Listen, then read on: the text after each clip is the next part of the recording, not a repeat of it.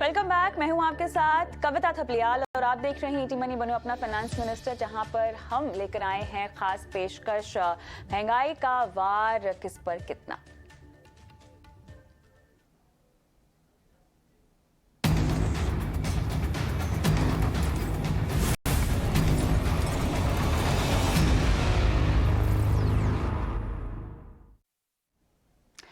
चलिए शो को आगे बढ़ाएंगे और अगले आधे घंटे आपके सवालों को शो में शामिल करेंगे और बात करेंगे उन तमाम फंड्स की जिन्होंने पिछले एक महीने में निवेशकों के नाक में दम कर रखा है, लगातार घाटा दिखाकर। इस चर्चा में मेरे साथ शामिल होंगे मनी एडू स्कूल के फाउंडर अर्नब पंड्या और CFP पूनम रुंगटा। आप दोनों का स्वागत है हमारी इस बेहद खास पेशकश में।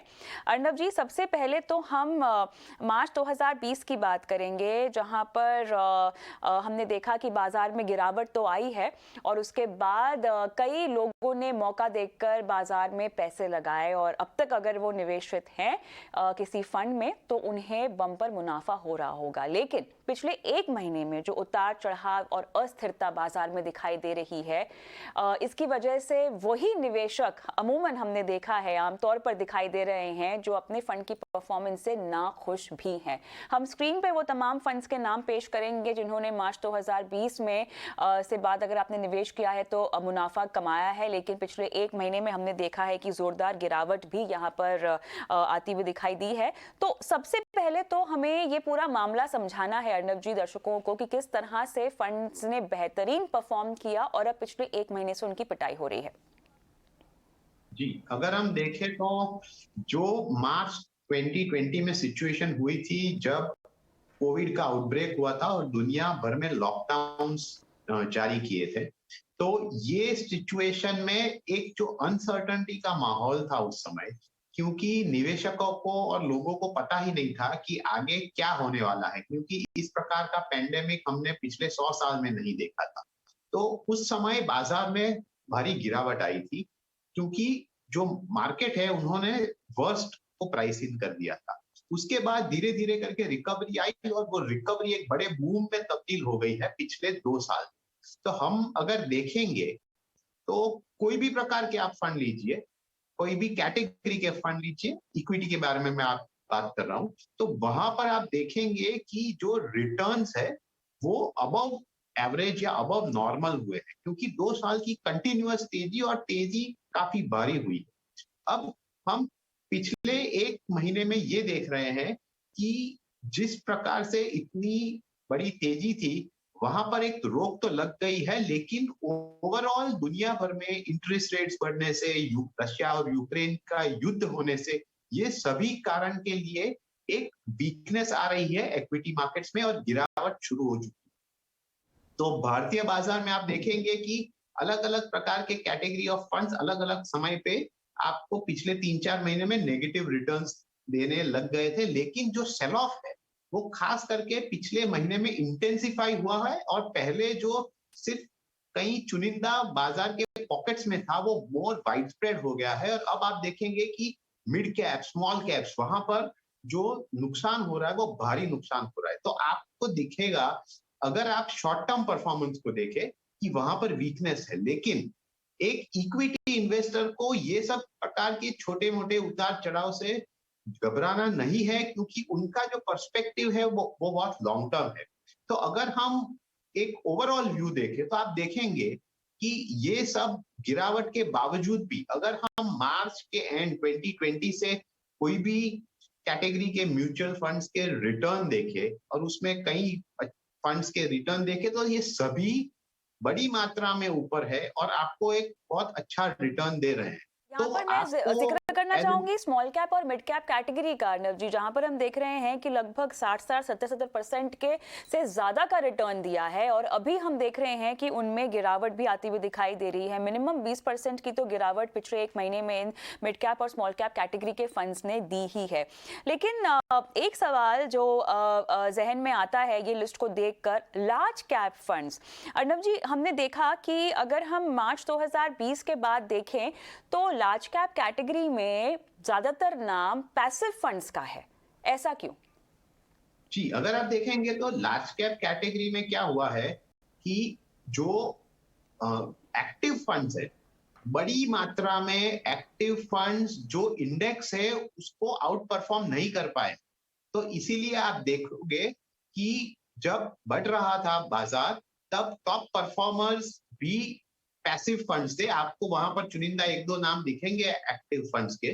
लेकिन आज की तारीख में जब रिवर्स भी हो रहा है, जहां पर बाजार गिर रहा है और इंडेक्स में भी आपको नुकसान दिखाई दे रहा है, तब लार्ज कैप कैटेगरी में आपको वही इंडेक्स फंड्स में जो इम्पैक्ट है वो आपको थोड़ा ज्यादा दिखाई दे रहा है as compare to actively manage funds. तो ये एक कारण है। और जैसे कि आपने भी बताया, स्मॉल और मिड कैप में रन अप बहुत बड़ा था और काफी हाई आपने रिटर्न्स देखे थे। कई बार केसेस में तो 100% प्लस रिटर्न चले गए।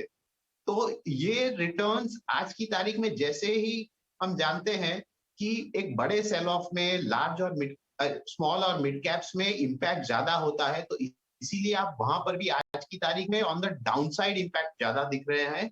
इसीलिए वहां पर आपको नुकसान शॉर्ट टर्म में बड़ा दिख रहा है। लेकिन अगर आप मार्च एंड 2020 से देखें तो वहां का कैटेगरी के सभी फंड्स के रिटर्न लार्ज कैप से आज की तारीख में भी ज्यादा है। पूनम जी, मुझे आप ये बताएं, अब इस पिछले एक महीने की गिरावट, जिन फंड्स के नाम हम पेश कर रहे हैं स्क्रीन में, जहां पर मार्च 2020 के बाद इन फंड्स ने बम्पर मुनाफा दिया है, लेकिन पिछले एक महीने से गिरावट भी इनमें देखी जा रही है। अब वो निवेशक जो कि इस एक महीने की गिरावट को लेकर परेशान में हैं, हड़बड़ाहट में इन फंड से निकलना चाहते होंगे, क्या कहेंगी आप उन्हें? देखिए कविता जी, सबसे पहले तो जो भी इक्विटी एसेट क्लास में इन्वेस्ट करता है, चाहे वो म्यूचुअल फंड का रुख करे या स्टॉक मार्केट्स का रुख करे, ये बात समझ के करें कि ये बहुत ही अग्रेसिव, वोलेटाइल और रिस्की इंस्ट्रूमेंट है। इसमें शॉर्ट टर्म में इस तरह के अप्स एंड डाउन बिल्कुल बने रहेंगे। ये फर्स्ट टाइम भी नहीं है और ना ही ये लास्ट टाइम है। हाँ, अगर आपका लॉन्ग टर्म व्यू है, और लॉन्ग टर्म से मेरा मतलब है 5 साल से ज्यादा का व्यू अगर है आपका निवेश रहने का, तभी आप ये चुने और इस तरह के एक महीने के उतार चढ़ाव से पैनिक ना करें। वोलेटिलिटी तो इस प्रोडक्ट का एक बहुत अहम फीचर है और हाल में जितने भी वर्ल्ड वाइड मैक्रो इकोनॉमिक्स ले लो या माइक्रो इकोनॉमिक्स ले लो, सभी तरफ हलचल मची हुई है। तो इसका तो डायरेक्ट इम्पैक्ट आना ही आना है स्टॉक मार्केट पे। इनफैक्ट इस तरह के मौके का फायदा उठाना चाहिए हमें। कोविड के पहले जो के टाइम जो भी मार्केट में वोलेटिलिटी मिली, उससे भी सीख मिलती है कि मार्केट्स कब किस तरीके को एब्जॉर्ब करके आगे बढ़ेंगे पता नहीं। हमें अपने जो ऑब्जेक्टिव है, जो गोल पीरियड है, उसको ध्यान में रखते हुए लंबे समय तक बहुत पेशेंटली बने रहना है, न कि ये शॉर्ट टर्म के उतार चढ़ाव से पैनिक होना। इस गिरावट में भी एसआईपी, पूनम, अगर हम अपनी जारी रखते हैं तो हमें फायदा कैसे होगा, ये बताएं। जितना हम एसआईपी गिरते मार्केट में चालू रखते हैं, उतनी कविता हमें ज्यादा यूनिट्स अलॉट होते हैं, यानी एवरेजिंग बनती है हमारे फंड की। तो एसआईपी निवेशकों को तो बिल्कुल ऐसे समय में पैनिक ना करते हुए इसमें बने रहना चाहिए, क्योंकि लॉन्ग टर्म में यही एवरेजिंग उनको लंबा बड़ा फायदा देगी। तो ये तो गोल्डन पीरियड है, मैं कह रही हूँ सेल पीरियड है ये, इसमें बिल्कुल बने रहना चाहिए और बिल्कुल भी पैनिक नहीं करना चाहिए। मतलब जी, बहुत सारे निवेशक हैं जो रिटर्न में भी गिरावट देख रहे हैं, एनएवी भी उनको कम होती हुई दिखाई दे रही है, इसको लेकर वो बहुत पैनिक मोड में आ जाते हैं। इसको आप कैसे समझाएंगे? जी, अगर आप देखें तो कोई भी निवेशक हो, उनको एक अपना पर्सपेक्टिव लेना चाहिए कि उन्होंने कोई भी निवेश किस लिए किया है और उनका आउटलुक क्या है। क्योंकि देखिए, जब आप इक्विटी फंड्स में निवेश कर रहे हो तो आपका आउटलुक काफी लंबा होता है। उसमें आपको इस प्रकार के कई सारे पीरियड्स आएंगे जहां पर तकलीफें होंगी।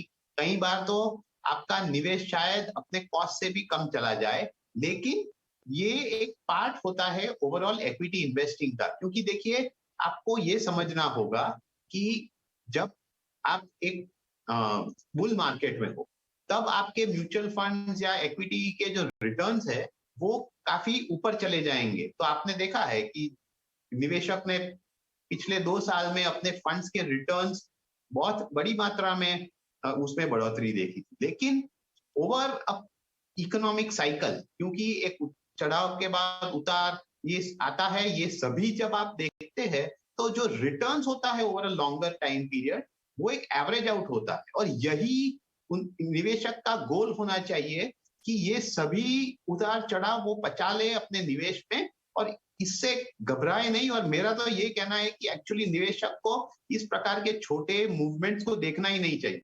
अगर आपने 5 साल, 7 साल, 8 साल के लिए निवेश किया है, तो आप अपना रेगुलर निवेश जारी रखिए और ये सबको के सामने देखिए ही मत, क्योंकि ये सब रेगुलरली और बहुत ज्यादा एनएवी देखना, रिटर्न्स देखना, उससे हम लोग कई बार एक रॉन्ग या गलत डिसीजन ले लेते। ये तो विस्तार से हमने आपको समझाया कि क्या वजह है। अगर पिछले 1 महीने में आपने अपने पोर्टफोलियो में फंड्स में गिरावट देखी होगी तो आपको उस फंड में से निकलना नहीं चाहिए, बल्कि आपको अपना निवेश बरकरार रखना चाहिए और हो सके तो बढ़ाना भी चाहिए। बहुत दर्शक हैं जो अपने सवाल हम तक पहुंचाते हैं इस शो पर और अब वक्त आ गया है कि उनकी क्वेरीज का हम जवाब दें। आयुष शुक्ला हमारे साथ फोन लाइन पर हैं। आयुष जी नमस्कार, कैसे हैं आप? नमस्कार मैम, मैं ठीक हूँ। कहाँ से बोल रहे हैं मैम? हाँ जी। कहाँ से बोल रहे हैं आयुष? मैं बोल रहा हूँ मैम हरियाणा से। हरियाणा से बोल रहे हैं, बताइए आयुष क्या सवाल है आपका? मैम मैं अभी 18 इयर्स का हूँ। मैंने अभी अपनी 12th क्लास कंप्लीट की है। मैं अभी बीटेक कर रहा हूँ। अच्छा। मुझे 2000 रुपीज पॉकेट मनी मिलती है। 1000 रुपीज मैं अपने पीपीएफ अकाउंट में डाल देता हूँ और बचे 1000 रुपीज से मैं सोचना चाह रहा हूँ कि कौन से फंड खरीदने चाहिए, उसके सजेशन वगैरह चाहिए मेरे को। बहुत अच्छा लगा आयुष, आप 18 साल के हैं। देखिए अपनी पॉकेट मनी बचाकर जो है आपने इन्वेस्टमेंट की शुरुआत की है। हमारा मकसद इस शो के जरिए यही है कि जितना जल्दी हो सके निवेशकों में निवेश की समझ हम डालें और हर किसी का सपना, हर निवेशक का सपना होता है वॉरेन बफेट के जितना बनना। हम उससे भी बेहतर बनने के नुस्खे आपको देते हैं इस शो पर। आयुष, पीपीएफ में निवेश करने की सलाह आपको किसने दी? मैम मैंने ऑनलाइन देखा था और तो पेरेंट्स वगैरह भी इन्वेस्ट करते हैं तो उनसे भी देखा था। अच्छा, अभी तो आप निवेश कर रहे हैं देखिए अपनी पॉकेट मनी से, तो आपका कोई गोल है लाइफ में, क्या करना चाहते हैं? अभी तो आप पढ़ाई कर रहे हैं, लेकिन कभी ना कभी कोई ना कोई ख्वाब तो होगा ना, जब इतने पैसे इकट्ठा हो जाएंगे तो क्या मैं बाइक ले लूंगा, गाड़ी ले लूंगा, या कुछ आपका ऐसा कोई गोल? मैम मैंने स्टार्टअप सोचा है खोलने का। स्टार्टअप सोचा है, और उसके लिए आपको कितनी रकम इकट्ठा करनी होगी? मैम अभी तो मेरे को आइडिया नहीं, लेकिन मेरे को खोलना है अभी स्टार्टअप। चलिए, बहुत अच्छा लगा आपने अपना सवाल हमें भेजा है। कुछ बोल रहे थे आप, बोलिए। यस मैम, अभी स्टार्टअप के बारे में सोच रहा हूँ, उसका तो भी ऐसे ना पता मेरे को। चलिए कोई बात नहीं, कम से कम आपको इतना तो पता है कि स्टार्टअप शुरुआत करने के लिए आपको पहले फाइनेंशियली एस्टैब्लिश करना पड़ेगा अपने आप को, आपको स्टेबल होना पड़ेगा। अर्नब जी, आयुष को हम किस तरह से सहायता कर सकते हैं? 2000 रुपए अपनी पॉकेट मनी से बचा कर देखिए ये इन्वेस्टमेंट कर रहे हैं। 1000 रुपए हालांकि कहते हैं कि पीपीएफ में डाले हैं क्योंकि इन्होंने जानकारी शायद इंटरनेट पर ली है या इनके माता पिता ने भी इनको कहा है। पीपीएफ में ये अगर कंटिन्यू रखना चाहते हैं तो 1000 रुपए कहाँ निवेश करें? जी, पहली बात तो ये बहुत अच्छी चीज है कि 18 साल की इस उम्र में उन्होंने निवेश के बारे में इतना सोचा है, इतना प्लानिंग की है और ये तय किया है कि मैं निवेश करूंगा, क्योंकि इस उम्र में जब आपको छोटी रकम मिलती है तो उसे स्पेंड करने में ज्यादा दिलचस्पी होती है। तो ये कंट्रोल रखना अपने स्पेंडिंग इमोशंस पर, ये भी एक चीज इंपॉर्टेंट होती है कि ये दोहराता है कि किस प्रकार के आपके पास क्वालिटीज होनी चाहिए एक सक्सेसफुल इन्वेस्टर बनने के लिए।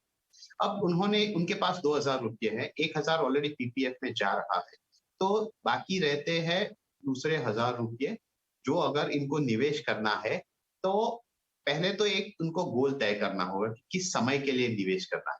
अगर मान लीजिए कि उन्होंने तय कर लिया है कि मैं एक लंबे समय के लिए निवेश करूंगा और ये एक मेरे फ्यूचर वेल्थ के एक्यूमुलेशन के लिए मैं ये रकम रखूंगा, तो उसके लिए एक इक्विटी फंड सही होगा, क्योंकि देखिए ऑलरेडी उनका जो 50% एक्सपोजर है निवेश का वो डेट में जा रहा है, तो उसको बैलेंस करने के लिए और लॉन्ग टर्म कंपाउंडिंग का बेनिफिट लेने के लिए वो इक्विटी की तरफ मुड़ सकते हैं अगर इनका गोल लॉन्ग टर्म है तो, और वो इसे बरकरार रखने वाले हैं तो इनको सिर्फ एक एग्जांपल दे दूं कि मान लीजिए कि आपने हर महीने 1000 रुपये डाले हैं इक्विटी फंड्स में और ये 12% पर एनम ग्रो करता है, और ये सिर्फ 1000 रुपये ही आप 30 साल के लिए कंटिन्यू करते हैं तो उसका 40 लाख बन जाता है। तो ये सिर्फ एक एग्जाम्पल है, क्योंकि इस पे आप कैलकुलेट कर सकते हैं कि बड़ी रकम बढ़ाने के लिए लंबे समय में आप कितना निवेश करेंगे आगे जाकर। तो यही इनकी सलाह है कि अगर लंबे समय के निवेश करना चाहते हैं, एक इक्विटी म्यूचुअल फंड की तरफ देखिए और उसमें एक लार्ज कैप फंड से शुरुआत कीजिए। और अगर लार्ज कैप से ज्यादा आपको 2 फंड्स चाहिए तो फिर एक फ्लेक्सी कैप ऐड कीजिए। वो दोनों में मेरा एक चॉइस है कि मिराई लार्ज कैप फंड और पारंपरिक का फ्लेक्सी कैप। चलिए आयुष, मिरो एसेट का लार्ज कैप और पराग पारिक का फ्लेक्सी कैप फंड आपको रेकमेंड किया जा रहा है। कोई सवाल पूछना चाहते हैं आप अर्नब जी को? आयुष, चलिए शायद फोन लाइन पर हमारे साथ नहीं है, लेकिन उम्मीद करते हैं कि इन्होंने फंड के नाम नोट कर लिए हो। एंड ऑल द बेस्ट आपके इन्वेस्टमेंट के लिए। विजय राणा साहब हमारे साथ फोन लाइन पर हैं। विजय जी प्रणाम, कहाँ से बोल रहे हैं सर? प्रणाम मैडम, मैं अंबाला से बोल रहा हूँ, हरियाणा से। अच्छा, बताइए सर, कैसी सहायता करें आपकी? मैम मैं अभी आज की डेट में एनपीएस में मेरा 4 लाख का बैलेंस है जी। और पर मंथ मेरी 15,000 की इन्वेस्टमेंट जाती है। ओके, ठीक है मैडम। ठीक है। और अभी मेरा करंट एसआईपी जो इन्वेस्टमेंट हो गई है टोटल वो 2.25 लाख रुपए है। ठीक है। और मैं अभी 18,000 की एसआईपी कर रहा हूँ 3 फंड्स में। बहुत बढ़िया। तो मेरे को मैम 18,000 की और एसआईपी करनी है, तो मैं किस फंड्स में करूँ? तो 23 साल बाद 3 करोड़, 28 साल बाद 2 करोड़ और 33 साल के बाद मेरी रिटायरमेंट है, तो लगभग मैं 7 से 10 करोड़ रुपए मेरा इन्वेस्ट वो हो जाए, मतलब रिटायरमेंट के लिए प्लान। ठीक है, ठीक है। जो फंड्स आपके पास हैं उसमें आईसीआईसीआई का लॉन्ग टर्म इक्विटी है, आईसीआईसीआई का ब्लू चिप है और एक्सिस का ही ब्लू चिप है, माफ कीजिएगा, और एक्सिस का ही मिड कैप है ना? Yes ma'am, yes ma'am. ठीक है। तो आपने अभी जो निवेश को बढ़ाना है वो आप कितना बढ़ा पाएंगे? 18,000 रुपये बढ़ाना चाहता हूँ मैडम मैं। ठीक है, ऑल राइट। पूनम, विजय के लिए क्या सलाह होगी? विजय जी का जो 3 गोल्स इन्होंने मेंशन करे हैं, उसके लिए अगर हम एक 15% मार्केट का रिटर्न प्रोजेक्टेड समझ के कैलकुलेशन करें, बिकॉज इनके सभी गोल्स लॉन्ग टर्म है, मोर देन 20 इयर्स, तो इन्हें कुल मिलाकर टोटल 23 से 24 हजार की एसआईपी से अपने गोल आराम से अचीव कर सकते हैं। ऑनगोइंग एसआईपी ऑलरेडी 18,000 की है और ये 12,000 की और करना चाहते हैं। और साथ ही हमने एनपीएस का जो 18,000 ऑलरेडी 15,000 प्रति माह कर रहे हैं, वो भी एक मैं समझ रही हूँ एनपीएस की जो इक्विटी ऑप्शन है उसमें कर रहे होंगे, तो ऑलरेडी उनका इक्विटी एक्सपोजर है। तो ये सब मिला के ऐसा लगता है कि इनकी जो सिचुएशन है, गोल्स बहुत आराम से ये अपने कंफर्टेबली गोल्स तक पहुंच सकते हैं। रही बात इनके पोर्टफोलियो की, तो मुझे लगता है कि जो इन्होंने एक तो ये समझना होगा कि आईसीआईसीआई प्रूडेंशियल के टैक्स सेविंग में ये क्यों निवेश कर रहे हैं, क्या इनका कोई और निवेश नहीं है, एटीसी के तहत तभी कर रहे हैं। इनका पूरा जो पोर्टफोलियो उसके कंपैरिजन में सेम टू सेम उनका रिस्क कवर कितना है, कितना इन्होंने इंश्योरेंस ले रखा है, वो भी जानना बहुत जरूरी है। और जो एक आइडियल पोर्टफोलियो रहेगा वो उसमें कॉम्बिनेशन ऑफ ऑल यानी डाइवर्सिफिकेशन प्रॉपर्ली लें, बिकॉज लॉन्ग टर्म में आप अग्रेसिव प्ले कर सकते हैं। तो आप कौन का स्मॉल कैप फंड इंक्लूड करें, एक्सिस ब्लू चिप में कंटिन्यू कर सकते हैं। सेम ही फंड का मिड कैप ना लेके यानी एक्सिस का ही मिड कैप ना लेके आप कोटक इमर्जिंग ब्लू चिप ले लें।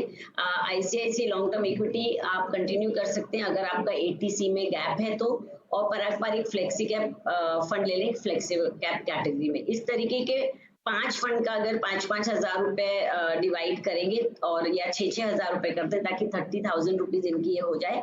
और साथ ही ये भी याद रखें कि जो भी इनके गोल्स है वो बहुत लॉन्ग टर्म है, तो इसमें उन्होंने इन्फ्लेशन को फैक्टर इन किया है कि नहीं, कहीं को ऐसा ना हो कि इतने लंबे समय में अगर हमने इन्फ्लेशन को कंसिडर ना करा तो at the time of goal इनके गोल में कोई गैप आ जाए। चलिए विजय, कोई सवाल पूछना चाहते हैं पूनम को जल्दी से? मैम मेरा ये डाउट है, जैसे मैं गवर्नमेंट एम्प्लॉई हूँ तो मेरे को फिर 80C में डिडक्शन के लिए मैंने आईसीआईसीआई में मैं इन्वेस्टमेंट करता हूँ ताकि मुझे वहाँ पे बेनिफिट मिले, रादर देन मैं पीपीएफ में इन्वेस्टमेंट ज्यादा नहीं करता, क्योंकि वही जैसे मैम ने बताया कि इन्फ्लेशन को हम बीट नहीं कर पाएंगे और जो भी हमारा आउटपुट रहेगी वो नेगेटिव में रहेगी with respect to inflation of current time और इन फ्यूचर। ठीक है ना? तो मैं मैम की बात को समझाऊं कि जैसे मेरे को 2-3 मैम ने फंड्स बताए हैं, प्राग फ्लेक्सी या फिर बिल्कुल, तो आपका सवाल है कि आपको एएलएसएस में रुकना चाहिए कि नहीं, कि आपको दूसरी यस एएलएसएस हाँ में हाँ हाँ, पूनम? बेसिकली यही मेरा सवाल है कि ईएलएसएस में या मैं उससे स्विच करके मैं प्योर इक्विटी वाले फंड में आऊं। नहीं, अगर आपको टैक्स बेनिफिट चाहिए तो फिर आप ईएलएसएस को रख सकते हैं, तो उसमें कौन सा रखेंगे पूनम? अगर इन्हें ईएलएसएस में एटीसी के बेनिफिट के लिए इन्वेस्ट करना है तो आईसीआईसीआई प्रूडेंशियल का लॉन्ग टर्म इक्विटी में बिल्कुल बने रह सकते हैं, और जो 1.50 की इनकी जो लिमिट है उसको पूरा करें उसके अंदर। ऑलराइट, चलिए विजय, उम्मीद करते हैं कि आपको सलाह समझ में आ गई हो और इसके मुताबिक बदलाव करें अपने पोर्टफोलियो में। लेकिन चलिए आगे बढ़ते हैं और इन्फ्लेशन से बचने के गुरु मंत्र की ओर रुख करते हैं।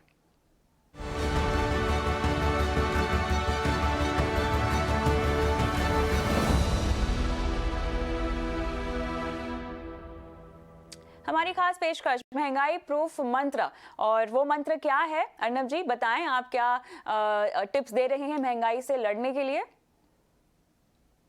हर एक व्यक्ति के कई एक्सपेंसेस होते हैं, खर्च होते हैं, लेकिन आपको ये तय करना है कि कौन से खर्च आपके लिए एसेंशियल या डिस्क्रिशनरी है, यानी कि आपके लिए वो जरूरी नहीं है। फॉर एग्जाम्पल देखिए, कई एक्सपेंस होते हैं, रेंट होता है, स्कूल फीस होता है, खाने पीने के लिए खर्चा होता है, घर चलाने का खर्चा होता है, ये सब एसेंशियल होता है, आपको वो खर्च करने ही पड़ते हैं। लेकिन कई और एक्सपेंसेस जैसे कि ईटिंग आउट हो, शॉपिंग हो, एंटरटेनमेंट हो, ये सब आपके लिए एसेंशियल नहीं है। तो आप ये देखिए कि नॉन एसेंशियल एक्सपेंसेस आपके लिए कौन से हैं और कितने हैं, और वहां पर आप कितनी कटौती कर सकते हैं, क्योंकि इससे क्या होगा कि आप अपना जो स्टैंडर्ड ऑफ लिविंग है वो मेंटेन कर पाएंगे, क्योंकि आपके जो बेसिक एक्सपेंसेस वो चलते रहेंगे, और एट द सेम टाइम यहाँ पर कटौती से आपको कोई बहुत बड़ा फर्क नहीं पड़ेगा। तो ये इस पे ध्यान दीजिए, ये आपको इन्फ्लेशन कंट्रोल करने में मदद रूप रहेगा। चलिए पूनम, आपका क्या है महंगाई प्रूफ मंत्र? मुझे लगता है कि कविता, इन्फ्लेशन एक ऐसी चीज है जिससे बचा नहीं जा सकता। हर फील्ड की, यानी हर एरिया की एक अलग अलग इन्फ्लेशन रेट। आप एजुकेशन की लेंगे तो आज के दिन 10 से 15% इन्फ्लेशन रेट चल रही है। खान पीन की वस्तुओं में आज देखेंगे तो मोर देन 25% का इजाफा हो रहा है। बहुत ही तेज गति से महंगाई बढ़ रही खाने पीने की चीजों में। आप इन्फ्लेशन से बच तो नहीं सकते, तो इसलिए आपको उसको फैक्टर इन करना जरूरी है अपने किसी भी गोल प्लानिंग के लिए। अब फॉर एग्जांपल अगर हम एक 10 साल के बाद की रिटायरमेंट प्लानिंग का फिगर लें कि आज 50,000 रुपए से घर खर्च चल रहा है और 10 साल बाद रिटायरमेंट होना है, तो अगर एक मैं बहुत ही कंजर्वेटिव इन्फ्लेशन रेट पकड़ूं 10% सब कुछ एवरेज करते हुए, तो 50,000 की वैल्यू हो जाती है 1,30,000, यानी 10 साल बाद आपको 1,30,000 रुपए चाहिए to maintain the same standard of living which you are maintaining today. तो इसलिए कोई गोल को जब हम टारगेट करते हैं, ऑब्जेक्टिव बनाते हैं, तो उसमें इन्फ्लेशन को जरूर ध्यान में रखें, वरना 100% गैप आएगा आपकी गोल अचीव। चलिए, तो यहाँ पर आप दोनों ने दिए हैं बहुत ही प्रैक्टिकल महंगाई प्रूफ मंत्र। उम्मीद करते हैं कि निवेशकों को और दर्शकों को ये बात समझ में आ गई हो कि महंगाई को फैक्टर इन करना बहुत ज़रूरी है। जब भी अपने लक्ष्यों को आप बांधें, तय करें, इससे बचा तो कतई नहीं जा सकता।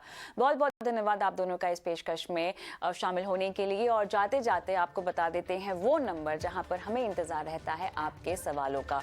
आपका सवाल investment, insurance, loan, credit card, crypto currency जुड़ा हुआ हो तो अपना सवाल आप हमें 9619873567 पर व्हाट्सएप कर सकते हैं।